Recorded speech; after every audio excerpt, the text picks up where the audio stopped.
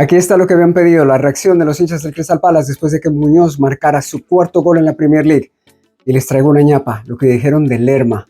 Ya saben, suscríbanse, denle like al video, el pulgarcito me ayuda mucho, llegué a 20,000, muchas gracias a todos, bienvenidos a los nuevos suscriptores, fueron como 300 con este video, así que les agradezco mucho, bienvenidos, vayan y miren videos del pasado, hay videos muy buenos, recopilaciones muy buenas, subtitulados y traducidos como siempre. Y volviendo a Muñoz y al Crystal Palace, les cuento que con ese gol de Muñoz que le hizo ganar al Crystal Palace, el Crystal Palace subió al quinto puesto, aquí está la tabla de la Premier, ahí están de quintos, pero entre el cuarto y el 14º hay 4 puntos. Está apretadísima esa tabla.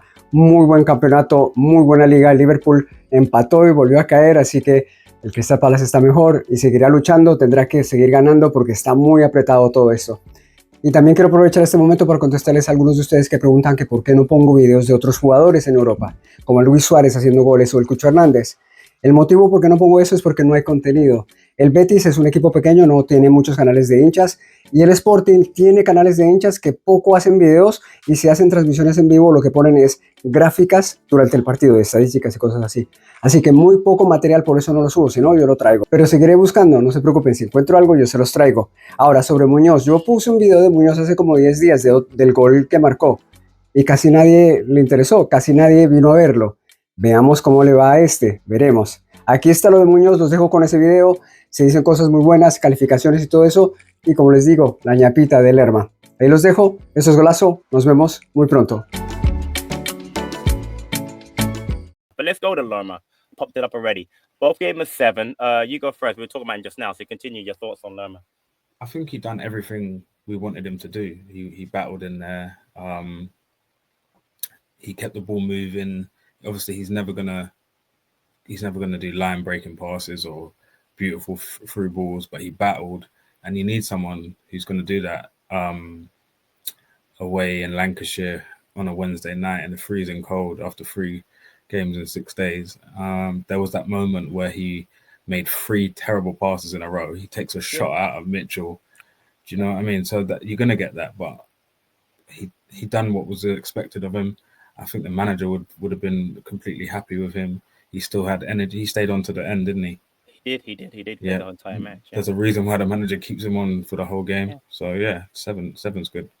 So what I'll say to add to that, again, I get why people get frustrated because again, I was looking at my son and I were texting, and he was telling me how, like I said, I already told you the point that there were times in positions where Warren has the ball, Lerma has the ball, you won't want to have it, and because what Lerma will do, he'll make a simple pass. Go ahead. But the tactics in the Premier League, they want Lerma on the ball. Because exactly. if you watch, they're making it so that he has the ball, exactly, right? Yeah, because if you watch, as soon as Wharton got it, someone was pressing him as quickly as possible. Lerma, they would kind of let him roam free and collect the ball. But I point out 2 times when Lerma makes a simple pass. He makes a simple pass to Kamada, and that Kamada led to that JP, the first chance, that shot. That was Lerma that started. And then on the goal, he plays the simple ball to Gahey. You know, he plays like a simple, like he's either sideways or back, but it's a simple ball. My point is that he's involved, but again, he's not making that. He's not water. He's not huge. He's not going to make a line-breaking pass, but he'll make a simple pass. So people get caught up, and again, stats-wise, he wasn't great. 40 out of 58 passing, 69%. He was very good defensively. He had 2 tackles, 3 interceptions, 9 recoveries, 5 out of 6 duels won. He was excellent defensively, right?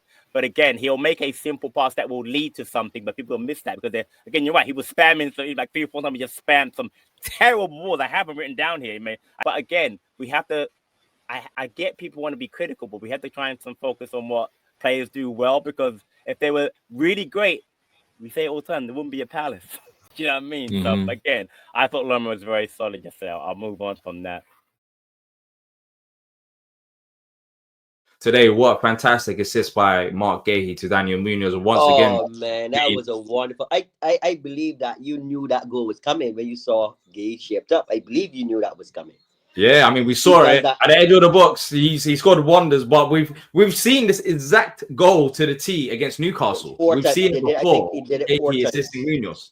Yeah, it looks really bad that the defenders, which is Munoz and Mark, had a team up to score a goal. Well, you have attackers on the field to score goals when Munoz and Mark Gahey supposed to defend. but it just shows you the depth and the strength of Crystal Palace Football Club.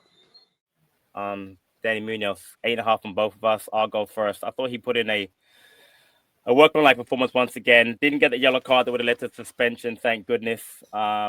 Brilliant goal. I mean, the pop up where he did back post was phenomenal. A goal we needed. We had to get a goal from someone. I've been talking so much about the need for other people to contribute.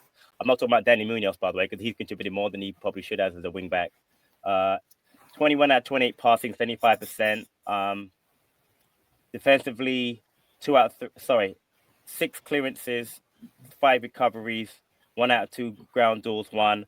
Against Anthony, I thought he was very, very good. He called for that ball, by the way. If you look at it again, he called for that cross from put his hands up exactly for Gate with that ball. That's what strikers and forwards do, not wing backs. Put a great ball in from Wharton that led to that cross. That Kamada, the move that Kamada set up for JP when JP probably should have scored. But I thought it was very good both defensively and going forward. But your thoughts on how Munoz played yesterday? Yeah, even though he was below his normal energy levels, he was still miles above everyone else. There was a point in the first half where like he just got so frustrated with not pressing. He just went hell for leather. And he nearly nicked the ball in their third. I was going to mention that he's pressing one-man press again. The one-man press. Yeah, he was probably our best outlet. There's that ball from Wharton in the second half that puts him in when Mateta should score the second. He was brilliant again. I don't know how he does it.